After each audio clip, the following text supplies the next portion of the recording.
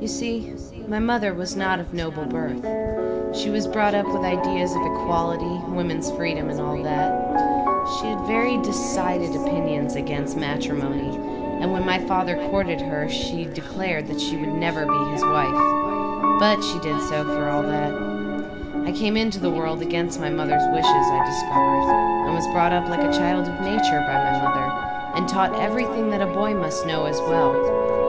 I was to be an example of a woman being as good as a man.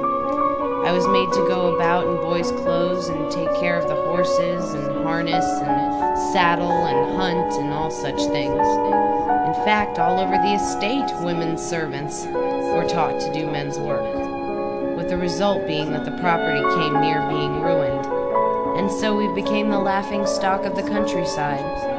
At last my father must have awakened from his bewitched condition, for he revolted and ran things according to his ideas. My mother became ill. What it was I don't know, but she often had cramps and acted queerly, sometimes hiding in the attic or the orchard, and would even be gone all night at times. Then came the big fire, which of course you have heard about.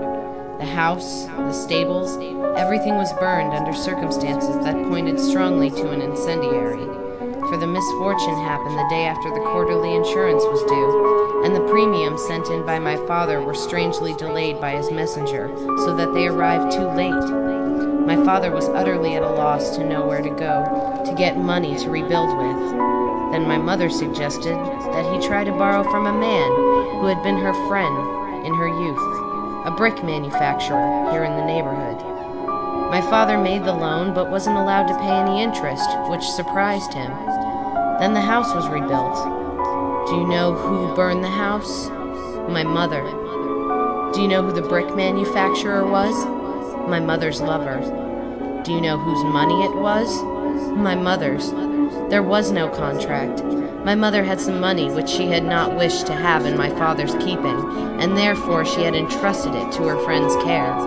All this came to my father's knowledge. He couldn't proceed against him, wasn't allowed to pay his wife's friend, and couldn't prove that it was his wife's money. That was my mother's revenge for taking the reins of the establishment into his own hands. At that time, he was ready to shoot himself. Gossip had it that he tried and failed. Well, he lived it down, and my mother paid full penalty for her misdeed. Those were 5 terrible years for me, as you can fancy.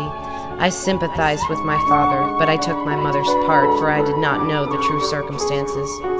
Through her I learned to distrust and hate men, and I swore to her never to be a man's slave.